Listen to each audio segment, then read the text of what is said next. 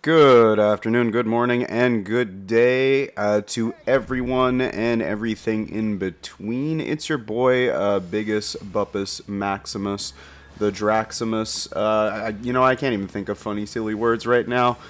I'm just kind of tired. I have been, as some of you may know who've watched the last video, just going really hard at the gym.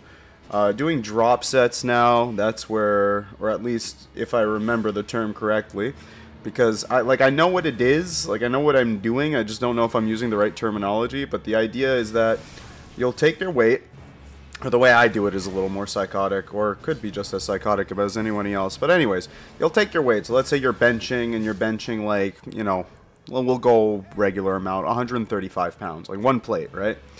So you got the 45, and the bar, and you'll do your 3 sets, either 3x8 or 3x12, because I'm going with high volume as opposed to high intensity. So we're not doing big strength training right now. We're doing lighter weight, higher repetitions. So you'll do your first set, 8 reps, 10 reps, 12 reps, right? Then you'll take maybe a minute, 2-minute break. Then you'll do the next set, and you'll take another minute, 2-minute break. And then you'll do your last set, and right after you finish your last set, instead of taking a break, you bring the weight down by 10 or 20 pounds, and you do another 8 without rest. And then you take it down again by 10 or 20 pounds, another 8 without rest. So I would take out the 45s, put on the 35s as fast as I can, jump back on the bench, crank out another 8 to 12, then 25, then down to 10, then down to 5, then just the bar. And what that essentially does is put your muscle through so much pain, through so much repetition, it feels like your insides are on fire, and it gives you an insane pump while simultaneously breaking down as much muscle fiber as possible. But then your body just hurts like hell afterwards. So that's what I've been doing to myself, because why not? Funny. But you might be thinking to yourself, Buppo, this has absolutely nothing to do with the Elden Ring video. You are correct. You are absolutely correct. Let's get to the Elden Ring video. As you can see here, this is the Inseparable Blade, or Inseparable Sword. I forget what it's called exactly, but it's a faith sword that I decided to make an entire build around. Not just the entire build around it, but the aesthetic too. So I figured, ooh, silver pieces of armor with like gold pieces of armor for a silver and gold intertwined sword.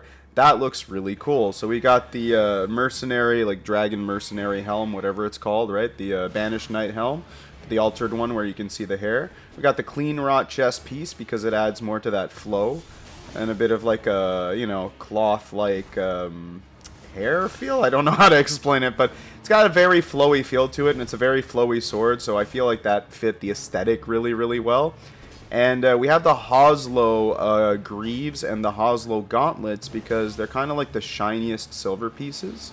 And the twin kite bird shield also has a little bit of splash of like gold and silver on it. I think it's pretty nice, including red and blue, which we have red tones in the armor set as well. So I just feel like the whole Fashion Souls kind of went together nicely. Were there lore reasons as to why I did this? I mean, not really, but the lore idea that I had behind this character was basically, you know how Melania is the blade of Mikola, and Melania has similar, like, light gold and gold trimmings and all that? I wanted someone who was outside of all that. I wanted someone who was a mercenary. And instead of being the blade of Mikola, he's more like, the hired hand of Mikola, the hidden blade of Mikola. Someone that you send out to do the dirty work, but who truly believes in the cause and has high faith in their abilities. So it's technically, basically like a little bit of a faith quality build, much heavier on the faith though, because we are trying to do as much holy damage as possible, which clearly I'm doing psychological damage to this guy, because my lord, could you spam roll more and take more damage? Good lord. So yeah, if you guys were wondering how much AR on, here I am spamming parry because I'm a goofball. I thought that parry should have landed. That parry should have landed. Now I'm just playing with my food. That was cruelty. I should have just killed him outright, but clearly, as you can see, I still have a long way to go in this game. And that being said, there I am spamming parry because I'm an absolute goofball. The footage is kind of old. It's 2-3 weeks old, so patch isn't coming out anytime soon. I might eat my words. It might be out by the time this video's out, but you know, we're still on 1.09 or whatever it is. Like, whatever the recent patch is currently as I'm recording the audio on June 19th, 2023. But yeah, the twinned blade, like this, it's basically a kind of less good, kind of better version of the Knight Greatsword. Because the Knight Greatsword is good. It's got that same flowy, like, Hollow Slayer, Dark Souls 2, Dark Souls 3 animations, you know what I mean? And it's got the same combos, albeit a little less reach. And it has the Sacred Blade Ash of War, which you can actually just put on a Knight Greatsword, but I don't think it does as much damage. Like, this is the max damage you can probably do with it. And speaking of max damage you can do with it, stats-wise, what I went with is this build's got about 50 faith, and it relies on using the Golden Order incantation to give yourself that damage boost, while drinking the Holy Flask, and while also, well, you can't do it in duels, but if I did invasions, drink the Holy Flask, cast Golden Order or Golden Vow, whatever it's called. You guys know I don't know the names. Please don't bother correcting me. You know I don't know the names. I love this game. I could not be bothered to learn a name unless I am currently making the build. And by the time the build is done, everything is deleted and it's making more room for the next ideas coming up. So, regardless, we cast Golden Vow, then we do the Ash of War, and maybe we drink a little bit of goo from our flask. And all of a sudden, this thing, two-handed, hits a little bit over 1,000 AR.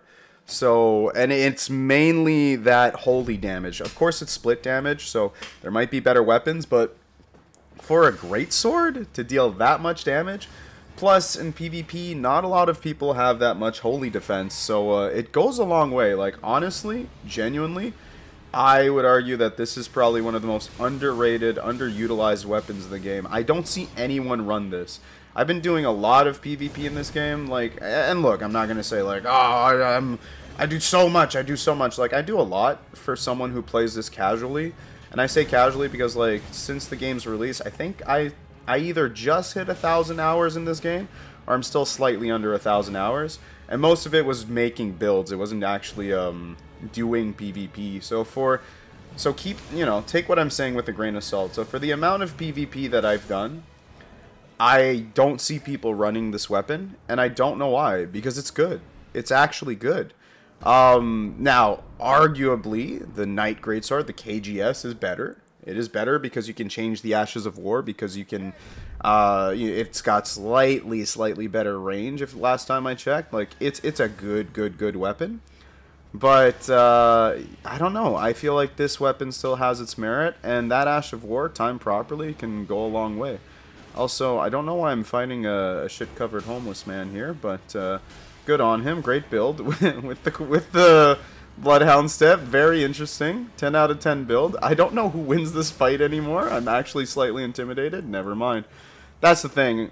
This build is ridiculous. You only have to hit someone literally 2 to 3 times, and the fight's over. Like, depending on their resistances, most of the time, like, that's how these fights go.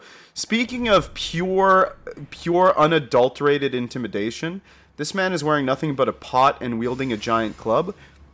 Genuinely horrifying. That is the most unga bunga build I've ever seen. And he's light rolling. Yeah, no, I'm scared. I'm scared for my life. I forgot this happened. I have a tendency to block out traumatic memories, and this clearly was one of them, because this man came swinging, and he came he came to make me, you know what, I'm not going to finish that sentence, but I was scared. Look at that, look at that, that didn't even phase him. That didn't even phase him.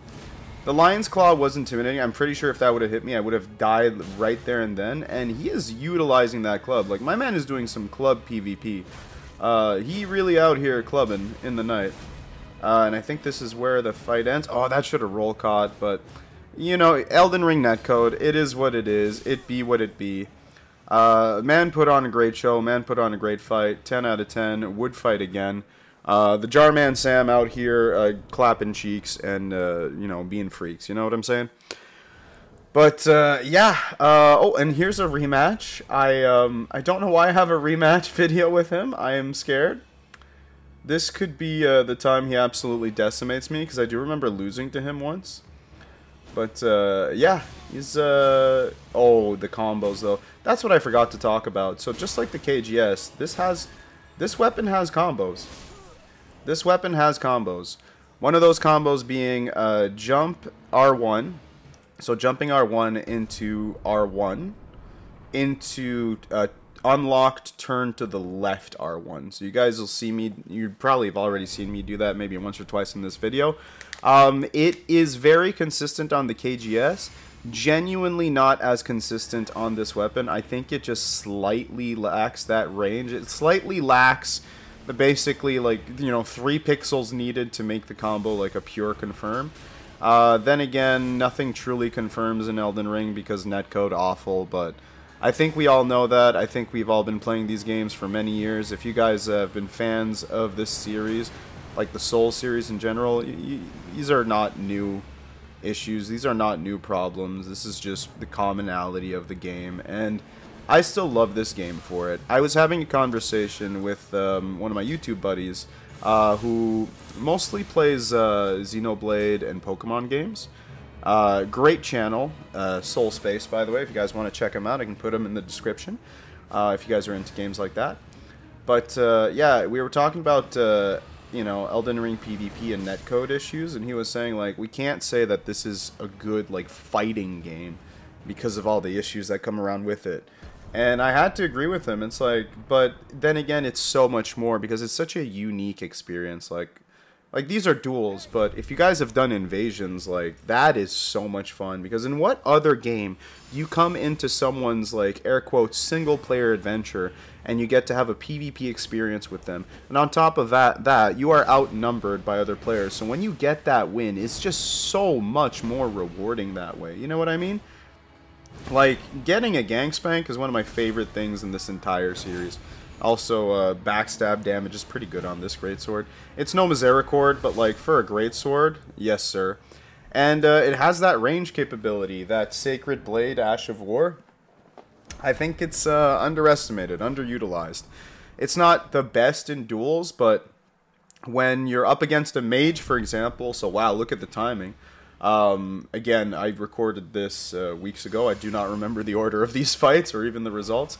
I think I was winning so much that the few losses that I had, I wasn't going to put in the video because the video was literally getting too long. Because yes, that's how strong this weapon is. The build is centered around this weapon and purely using this weapon. So I wouldn't recommend bringing this into invasions that much. I mean, you could, but there are, you know, you'd have to go in with other weapons. You can't solely rely on this.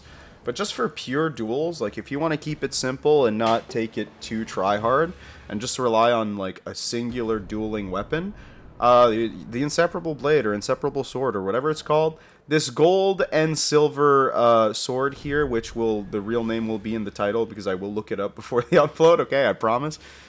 But yeah, genuinely underrated weapon. Underrated weapon, excellent build, does crazy damage.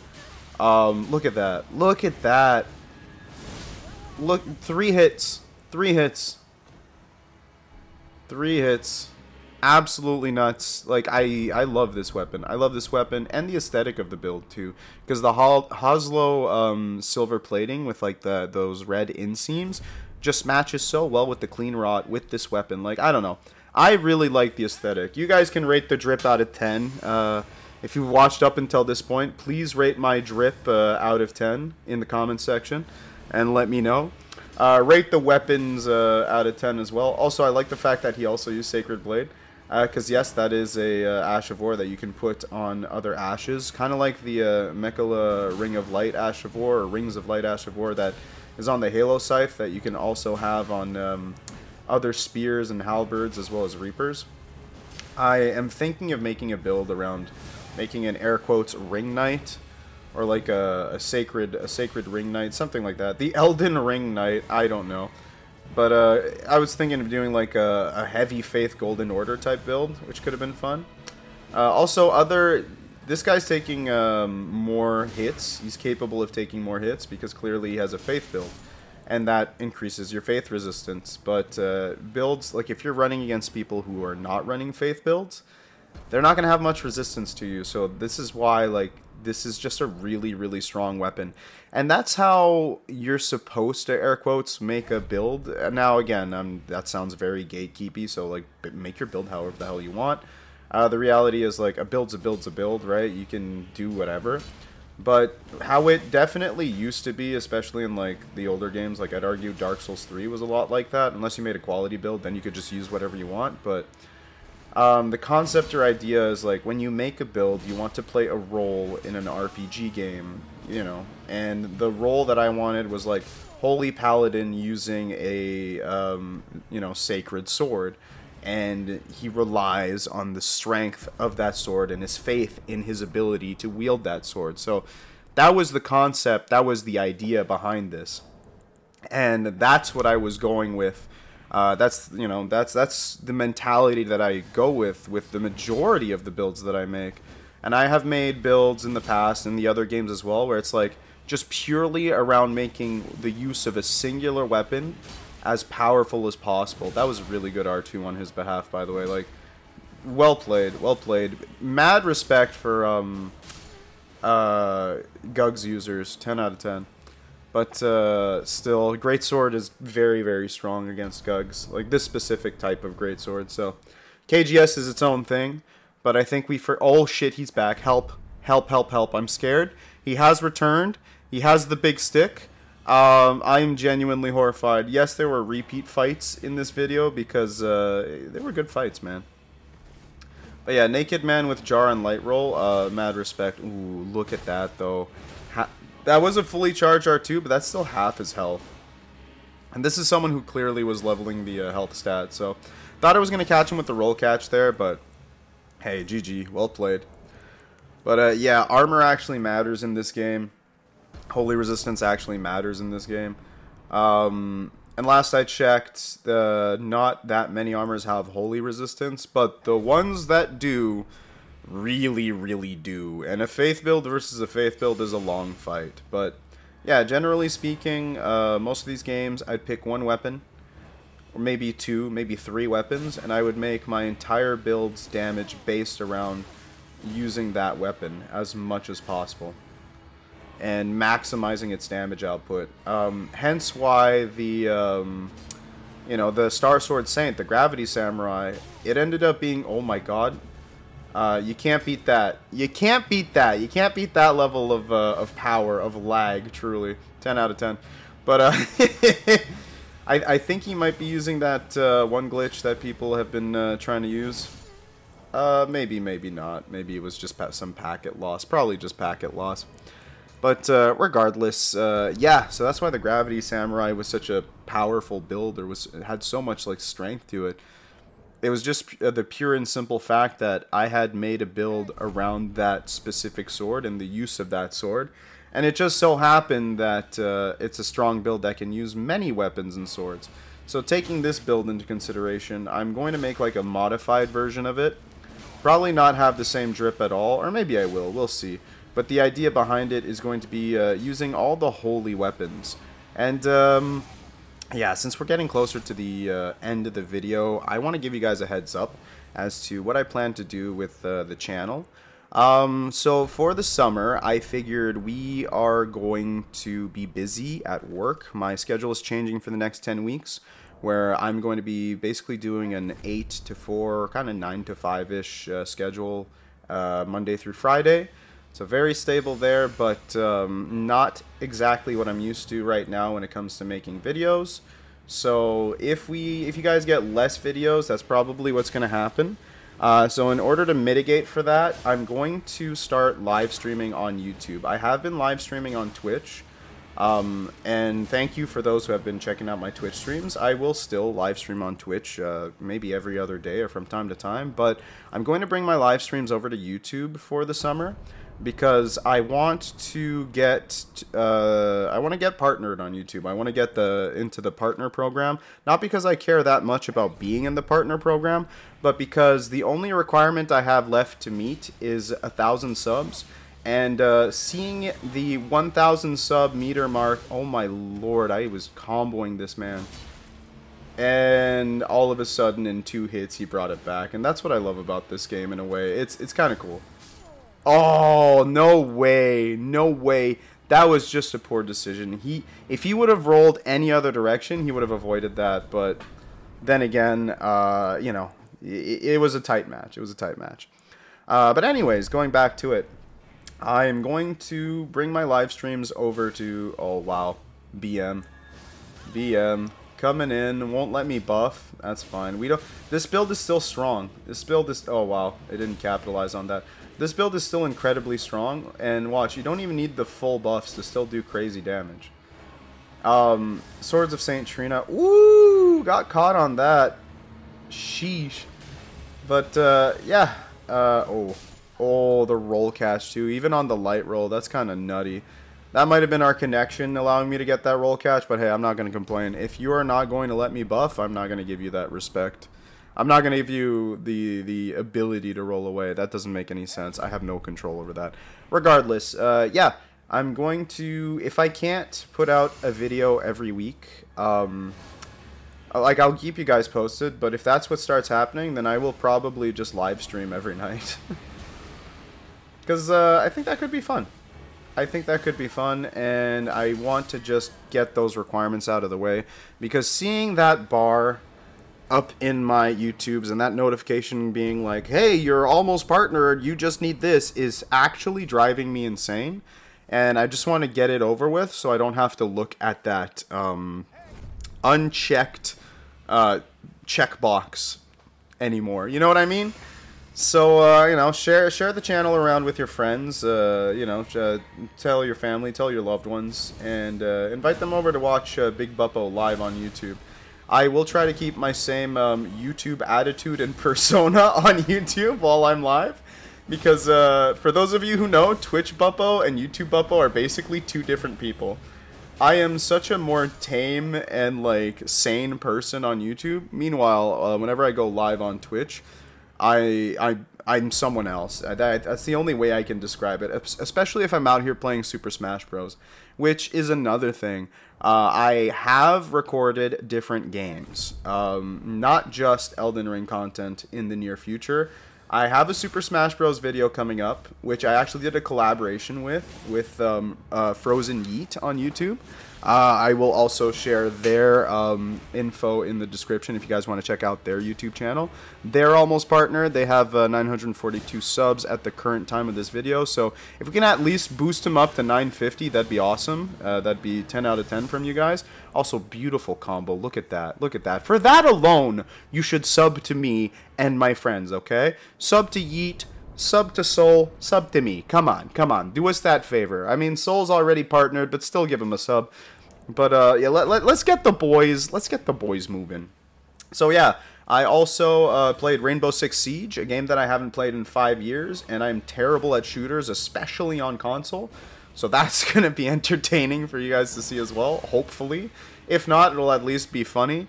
But that doesn't mean I'm, like, quitting Elden Ring content on the YouTube channel. Absolutely not. I just want to try a little bit of something else and see if you guys might enjoy that different content. Because, you know, Elden Ring's great. Elden Ring's awesome. But there's only so much that Elden Ring can bring to the table. So I want to diversify a bit. I want to try something else. And I hope you guys will enjoy it too. But definitely way more Elden Ring on the table, especially over the next summer, especially when the DLC comes out, especially when we inevitably get a patch. But, yeah, so this fight, I remember this guy. Remember the dude I super comboed? Let's see if we can do it again. Oh, we got the roll catch. Oh, baby. Got the roll catch and the double hit. And the Sacred Blade. Mamma mia. Yeah, I was on something else when playing this. That was the spice right there. But, yeah. Thanks for watching, guys. Thanks for sticking by. Thanks for saying hi. Here are these stats up on screen right now. So this is what you want to do for this build. And up next is the equipment. So right there, I keep a misericord in case I land a parry. And that's it. Take care. Have a good one. Bye.